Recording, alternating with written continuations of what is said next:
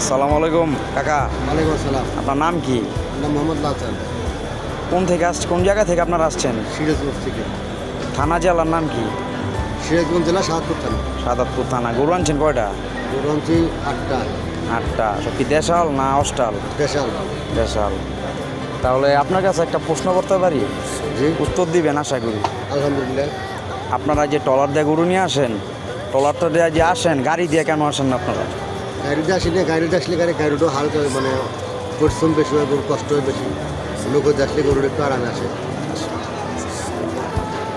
গরু কি তারপর আরও সমস্যা হয়, ব্যথা ট্যাথা পায় ব্যথা গাড়িতে? হয়তো আমরা 2-4 দিন আগে আসি, তার 2-4 দিন আগে আসলে মানে গরুর গা গতর ব্যথা হয়। 2-4 দিন আগে আসলে পরে ওই গা গতরটা ওষুধপাতি খাওয়াই ব্যথাটা ঠিক হয়ে যায়। ঠিক হয়ে যায়। গরুটা আবার সাবেকে আসে। কাকা গরু আনছেন কয়টা? গরু আনছি 8টা। 8টা। বিক্রি হয়েছে 2-1টাও? না, বিক্রি হয়নি। আশা করি ওই যে দু একদিনের ভিতরে আলহামদুলিল্লাহ। ঠিক আছে। আপনারা যারা ভিডিওটি দেখবেন, আমাদের এই সৈয়দপুর কলাঘাট 3য় শীতলক্ষা ব্রিজের নিচে এই চাচারে পাইবেন। কাকার নামটা জানি কি বললেন? মোহাম্মদ লালচান। মোহাম্মদ রাজ্জাক।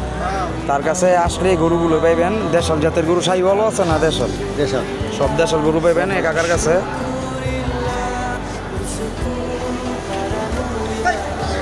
আশা করি বেচাকিনা চলছে, কিন্তু সোমবার থেকে ফুল বেচাকিনি চলবে। আপনারা যারা গরু নিতে চান, দেশাল গরু কাকার কাছে সুন্দর সুন্দর গরু আছে 8টি, আপনারা আসতে পারেন। কাকা ভালো থাকেন, সুস্থ থাকেন। আর আমাদের নারায়ণগঞ্জের সৈয়দপুর হাটে আশা করি প্রতি বছর আপনারা আরও দ্বিগুণ পরিমাণে গরু নিয়ে আসবেন ইনশাল্লাহ। আল্লাহ। আসসালামু আলাইকুম। ওয়ালাইকুম আসসালাম।